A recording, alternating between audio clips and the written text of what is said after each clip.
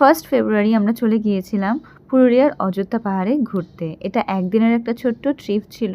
১২ ঘন্টা বাসে জার্নি করে সকাল সকাল অযোধ্যা পাহাড়ের সামনে নেমে আমরা খেয়ে নিলাম ফার্স্টে চা। তারপর সবাই মিলে ফ্রেশ হয়ে রেডি হয়ে পড়লাম।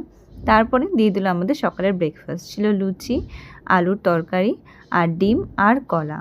তারপরে আমরা আমাদের মতো একটা গাড়ি বুক করে চলে গেলাম সাইট সিন করতে। কি কি সাইট সিন করেছি সেগুলো আগে তোমাদের বলে দিই। দেখেছি আমরা লোয়ার অ্যান্ড আপার ডাম, ময়ূর পাহাড়, একদম ওয়াচ টাওয়ারের ওপরে উঠে দেখেছি, আর গেছি মার্বেল লেকে, আর লাস্ট গেছি বামনি ফলসে।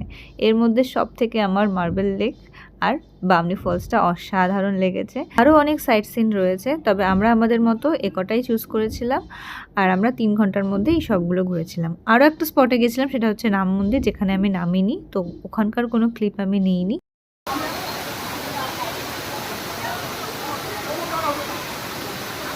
তো প্রকৃতির এই অপরূপ দৃশ্য দেখার পর মনোমুগ্ধ হয়ে ফিরে আসলাম লাঞ্চ করার জন্য। লাঞ্চে ছিল সাদা ভাত, ডাল, বেগুনি, চিকেন কষা, চাটনি, পাঁপড়, রসগোল্লা আর একটা হজমোলা। তারপর সন্ধ্যাবেলা খেলাম চিকেন পকোড়া আর কফি।